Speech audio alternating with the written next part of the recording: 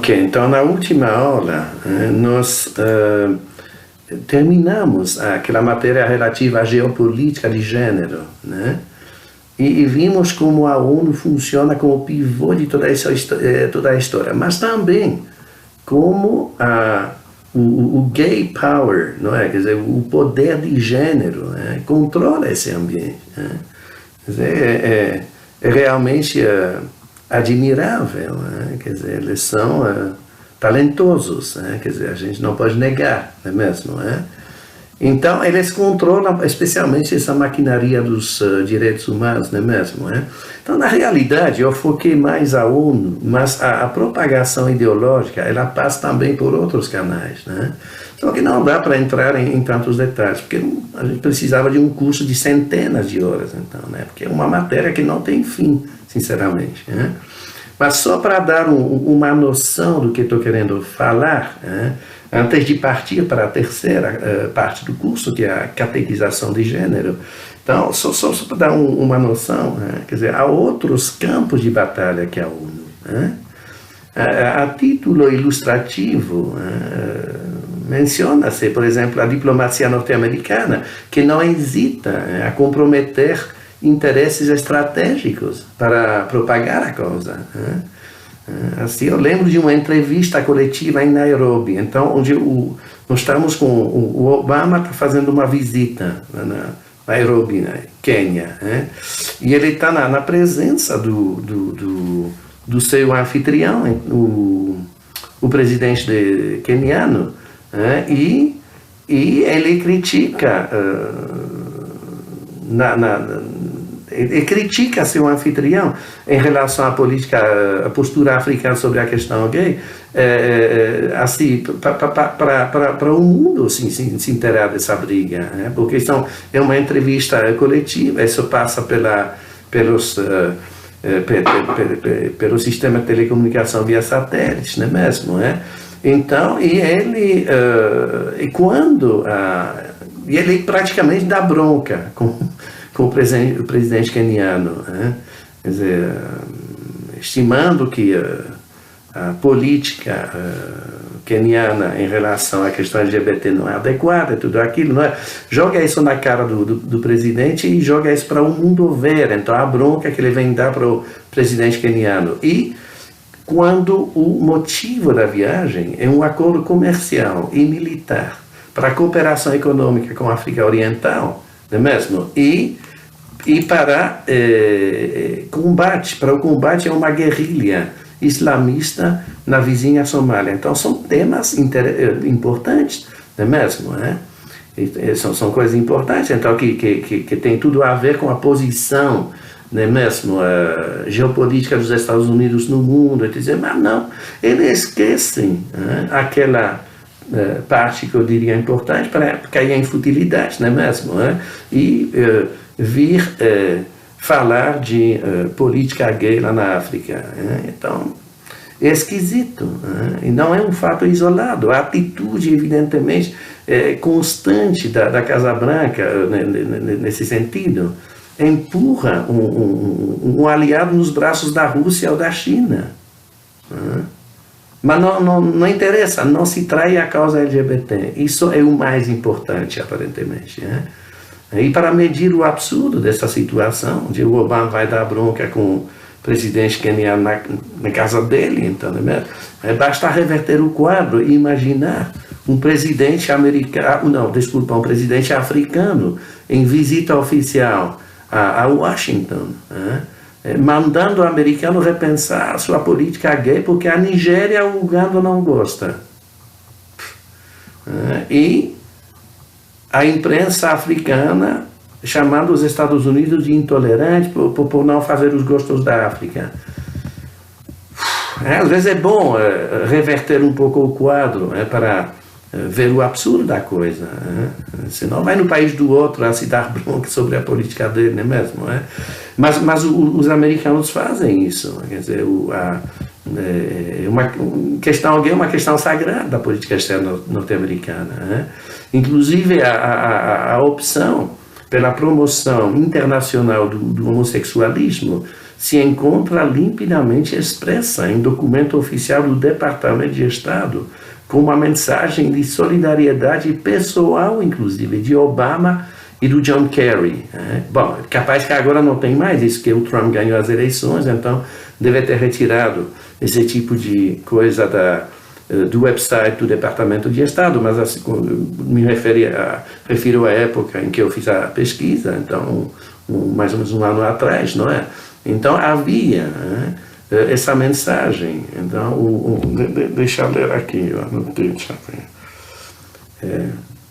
o Departamento de Estado, diz aquele texto no website, né, do Departamento de Estado, não tem poupado esforços para promover e proteger os direitos humanos de lésbicas, gays, bissexuais e transgêneros nos últimos anos, junto a governos, sociedade civil, através da diplomacia, da ajuda externa, do trabalho nos foros internacionais, e a coisa vai. Tá?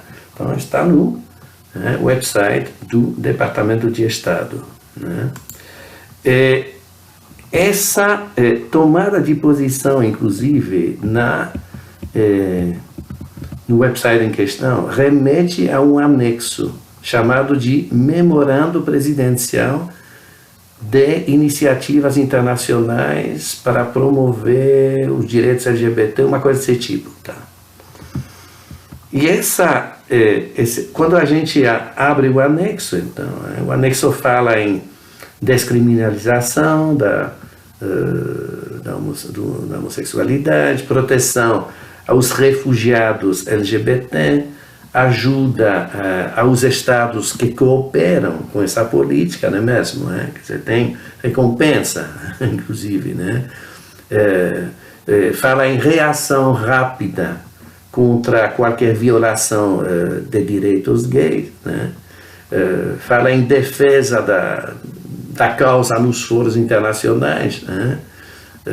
Fala em elaboração de relatórios, não? Agora me foge um pouco assim, eu não lembro bem todos os detalhes, mas enfim, é uma, como que eu vou dizer assim, uma declaração de solidariedade assim, incondicional. E a ordem, se eu lembro bem, ela vai para todo o pessoal diplomático. Então, é obrigatório. Entendeu? Quer dizer, você não é diplomata nos Estados Unidos, pelo menos então, até a eleição do Trump, a não ser, se você não aceitar de entrar nesse esquema de promoção dos direitos sexuais e reprodutivos. Pronto, quer dizer, é uma ordem, ela vai para o pessoal diplomático. Tá? Ela vai também para a agência de ajuda ao desenvolvimento, quer dizer, o que o Brasil chama de USAID, não é mesmo? USAID. Ela vai para o Exim Bank, que financia o comércio exterior dos Estados Unidos, não é mesmo? Ela vai para o Tesouro, para o Departamento de Defesa, para a Justiça, para a Agricultura, Comércio, Saúde e Segurança, vai para todo o aparato de Estado, é uma ordem. Então você é obrigado a promover a causa gay, senão você não é funcionário público. Basicamente é isso. Então é literalmente todo o poderio estatal norte-americano por conta. E como que eu vou dizer assim, pois é, então quem ainda trabalha com essa visão da vítima discriminada deve rever seu quadro de raciocínio. Gay é o elemento dominante, oprimido é o outro lado. Estamos de acordo? Quer dizer, nós estamos lidando com um projeto político, com um projeto antropológico, um projeto civilizatório, extremamente bem articulado. Então, é um poder capaz de construir com entusiasmo, mas de destruir também sem piedade. É um poder. Tem que mentalizar isso. Mais outra para não deixar dúvida, então. Quer dizer, para mim até um pouco engraçado esse tipo de coisa. Quer dizer, a noção de asilo, quer dizer, ela andou evoluindo, não é mesmo? Então, de primeiro se falava em refugiados políticos, então, referindo-se a gente perseguida por motivo de oposição política, não é, a algum governo, por exemplo. Tá? Depois, então, começou a se falar de refugiados econômicos, que é para designar pessoas que fogem da miséria. Tudo bem. Depois, então, começou a se falar de refugiado climático. É gente correndo da seca ou coisa parecida, que está numa ilha que vai afundar, pronto, no oceano, pronto, é o refugiado climático. E, finalmente, agora, pintou a figura do refugiado sexual. É basicamente um gay que apanha em casa e pronto, está correndo. É isso a ideia. Bom, só faltava essa.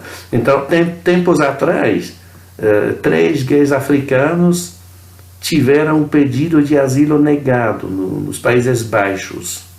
Recorreram à Corte Europeia dos Direitos Humanos, que forçou, então, uma revisão da decisão holandesa. Sei lá se eram gays, mas agora é o truque para você poder ficar lá na Europa, certo? Ganhar um visto de permanência, não é mesmo? Então, pronto, você é gay. Né? Então, olha lá que um precedente desse abre perspectivas alarmantes, literalmente. Então, essa ideologia é um tom onipresente na política externa da Europa e dos Estados Unidos. Perpassa a retórica, as declarações, os acordos, e o Brasil também não fica para trás. Tá? Quer dizer, porque a gente consegue rastrear todas essas tomadas de posição do governo brasileiro, da diplomacia brasileira, não é mesmo? Até às vezes mais estridente, se você quer saber, do que o resto do mundo. Né? Então é isso. Bom, mas agora vamos entrar num novo capítulo da matéria, a saber, a catequização de gênero. Catequização, então, LGBT e de gênero. Né? Então, o que nós temos que entender, antes de mais nada, é que o movimento gay, ele soube como ninguém utilizar o aparato midiático para impulsionar sua causa. E, mais uma vez, a cartilha do militante, de Kirk Marshall e Hunter Madsen, que eu já mencionei várias vezes em aulas anteriores. Então, mais uma vez, essa cartilha, ela esclarece, porque ela explica, digamos, toda essa gesticulação gay, porque ela comunica instruções claras a respeito. O que ela fala? Olha bem, vamos ler aqui. Então, eu estou para a cartilha do perfeito ativista, então, do Hunter Madsen e Kirk Marshall. Então, eles falam o seguinte: a primeira fase tem a ver com a insensibilização. Imagino, então, que estou traduzindo bem. O inglês utiliza a palavra desensitize. Então, desensitization, ok? Chama de insensibilização. Então, a primeira fase tem a ver com a insensibilização. É preciso levar o público a enxergar a diversidade sexual com indiferença. Tá. Um pouco como se pensa em sabores de sorvete. Eles falam assim, um gosta de morango, o outro de baunilha, não é mesmo? É tão simples assim. Chegando nesse ponto, a batalha pelo reconhecimento social e legal já está praticamente ganha. Então, nós temos que banalizar a coisa. É isso que eles estão falando. Talvez a palavra que eu estava caçando, então, para traduzir desensitization, seria mais banalização. Então, o que eles estão falando é que precisa banalizar a coisa. A campanha para... Agora estou citando ele de novo. A campanha para mudar a percepção deve falar de gay e de homossexualidade sempre que possível e o mais alto que puder. O sentimento de normalidade frente a um determinado comportamento decorre da exposição sistemática. Pode haver resistência de início, mas o público se acostumará. As pessoas poderão ainda balançar a cabeça pensando que o mundo está pirando, mas com o tempo, esse tipo de objeção se tornará mais filosófica e menos emocional. A maneira de entorpecer a sensibilidade a respeito da homossexualidade é falar muito, de forma aberta, até gastar o assunto, até todos cansarem e acharem normal. Mas não deve haver exposição prematura a comportamentos homoafetivos explícitos, olha só. Então, pelo contrário, a coisa deve ser tratada como questão social abstrata. É preciso entrar com o nariz primeiro e depois com o traseiro. Também é importante saber onde falar.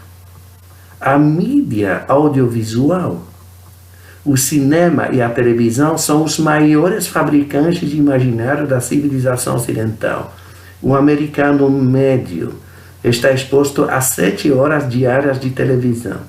Esse tempo abre uma porta para o espaço privativo. Eis por onde passa o cavalo de Troia. Até aqui, Hollywood tem sido um grande aliado.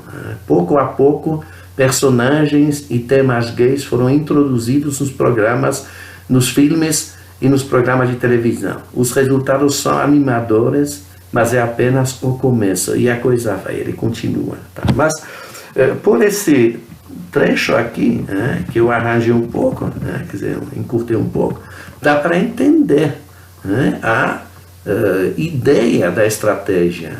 Quer dizer, o que... Então, tem que... a batalha, ela será vencida, ela ganha no aparato midiático, é um pouco isso.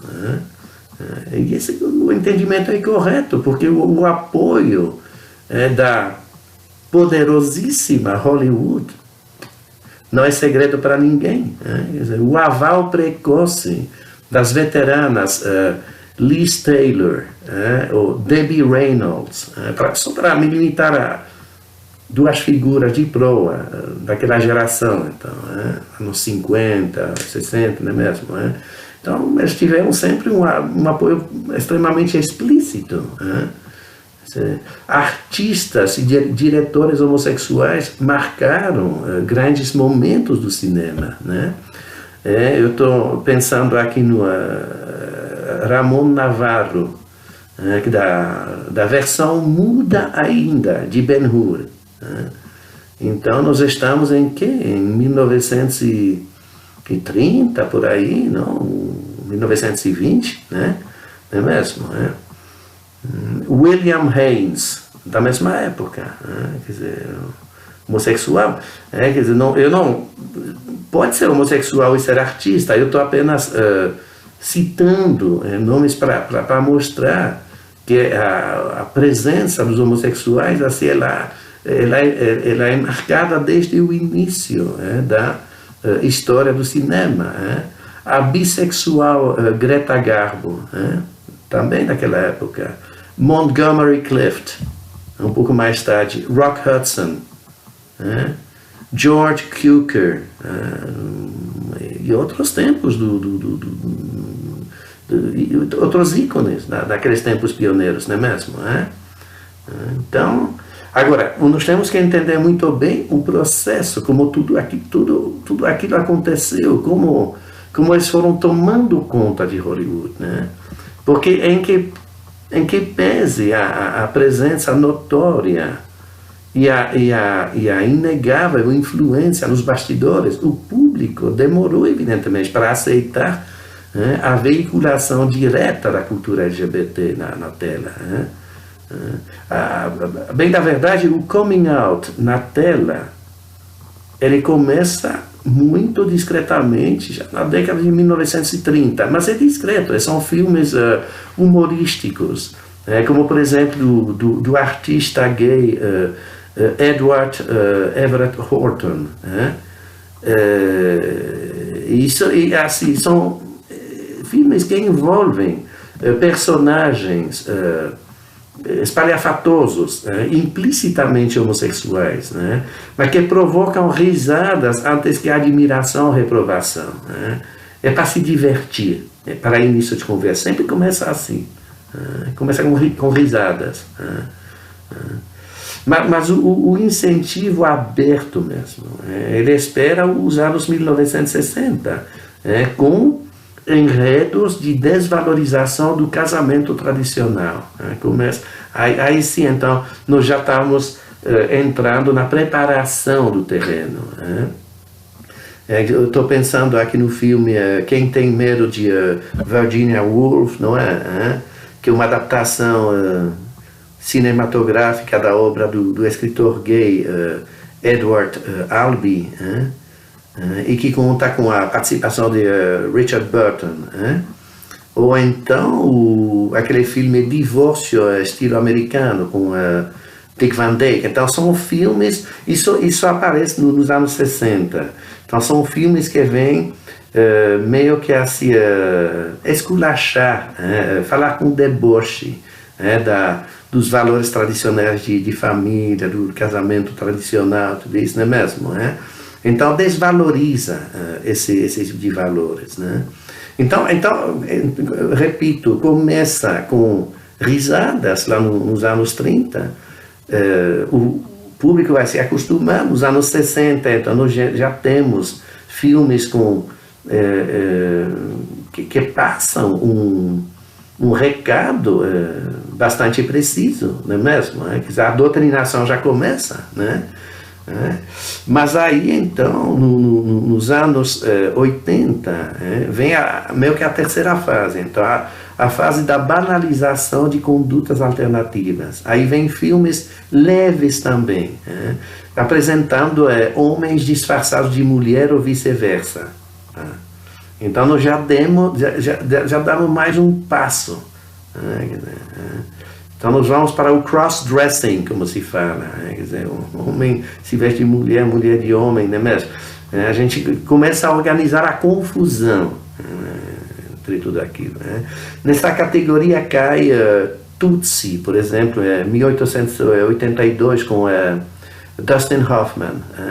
Então, onde o Dustin Hoffman, que é o artista principal, ele se passa por uma mulher para trabalhar numa novela.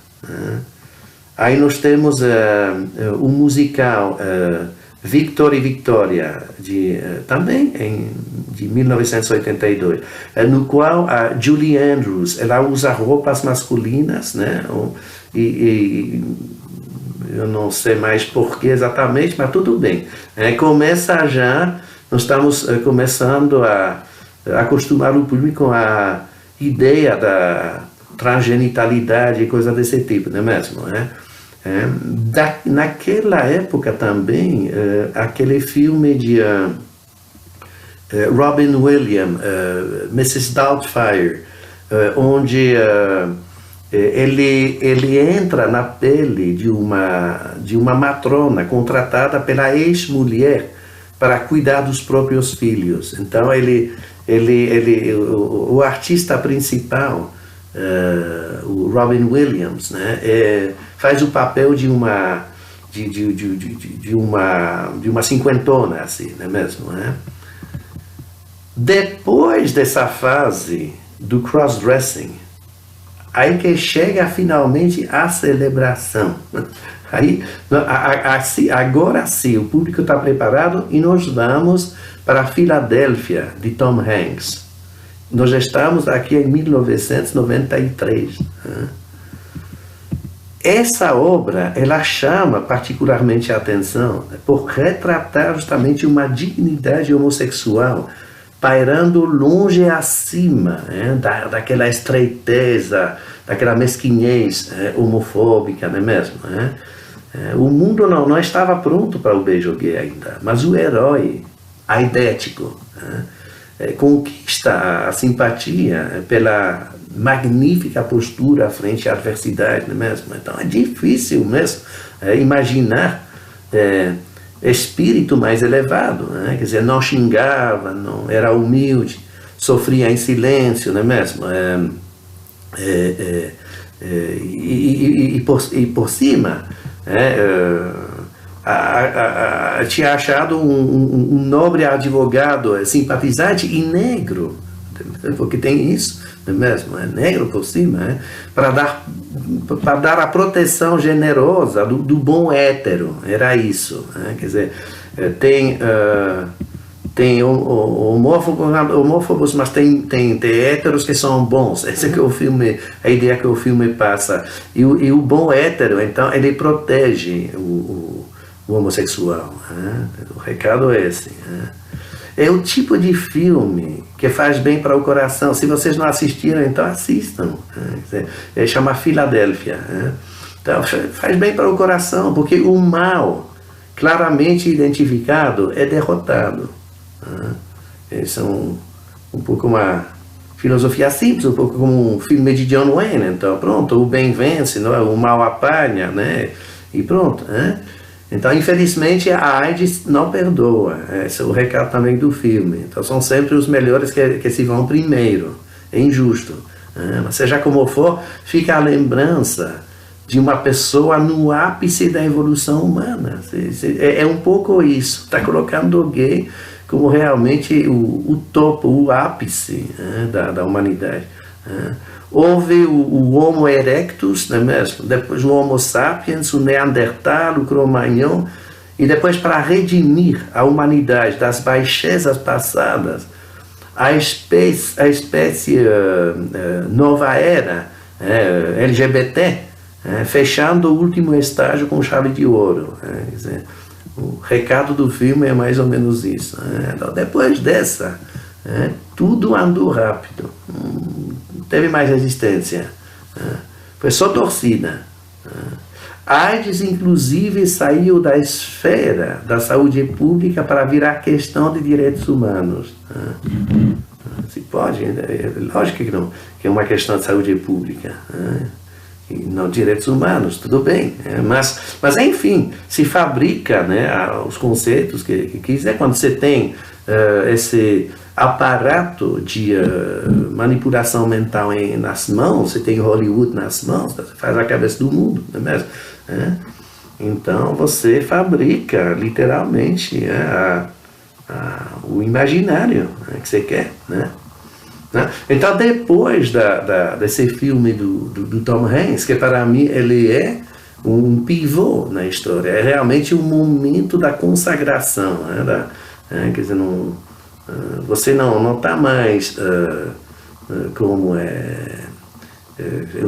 não é um filme a respeito de um gay que despertaria a compaixão, não é apenas isso, não. É realmente a celebração do homossexualismo. Depois disso, então, a coisa, como disse, a coisa foi rápida, foram muitos filmes desse tipo.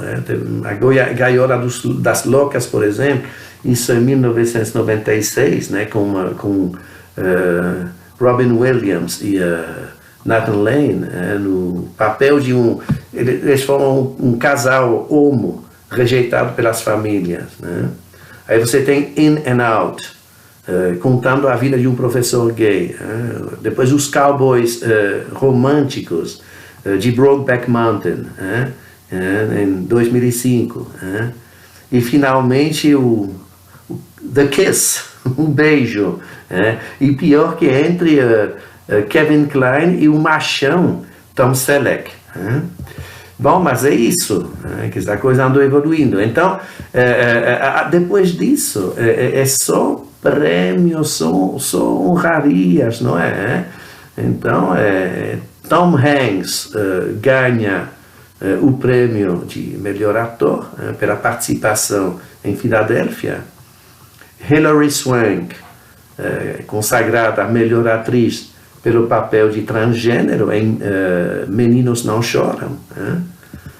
O Academy Award, o Oscar, se fala em português, do ano 2000, foi uma declaração de amor homoafetiva do início até o fim, né? Com o melhor filme para a beleza americana, que é um manifesto contra o casamento heteronormativo, né? E até em favor da pedofilia, inclusive ostentando nudez adolescente, comportamentos homossexuais, não é mesmo? Né? Então, é só prêmios, só honrarias, não é mesmo? Estão em todos. É um gay que ganha um filme, então esse tipo que vai ganhar o Tony Award, American Theatre Hall of Fame, Best Actor in a Musical, Best Supporting Actor, Emmy, BAFTA, Golden Globe, entendeu?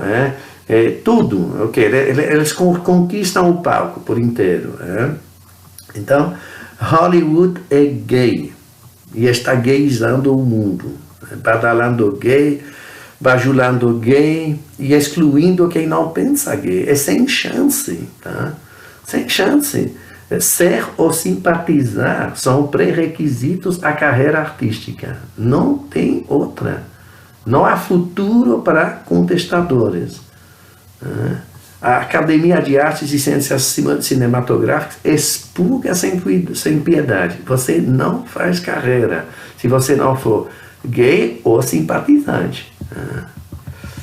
Agora, para completar com uma nota folclórica, a atriz Sharon Osbourne, ela recebeu o GLAAD Media Award, então é um prêmio desse tipo, em 2004. Então ela faz seu discurso, e no discurso ela declara sua tristeza por não ter pelo menos um filho gay. Então beleza, cada um na sua, mas ela pelo menos é para mostrar assim, até onde a ideologia gay domina Hollywood, né? Então ela tem que fazer curvetas, ela tem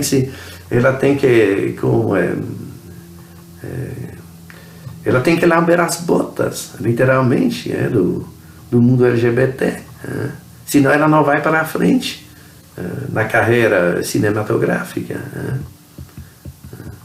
Então, num trabalho meticuloso de 50 anos, que começou com uma comedida apologia, digamos, para terminar em aberta glamorização, o formidável aparato de Hollywood se esforçou metodicamente para colocar um fã da causa homossexual em cada cabeça do planeta. E realmente é de se perguntar, em meio a tanta força e glória, onde é que se esconde, então, esse quesito de fragilidade política, não é? De vulnerabilidade social do conceito de minoria, não tem nada a ver. Quer dizer, como eu disse para vocês, quer dizer, o elemento dominante é o elemento LGBT, evidentemente. Os outros baixam a cabeça.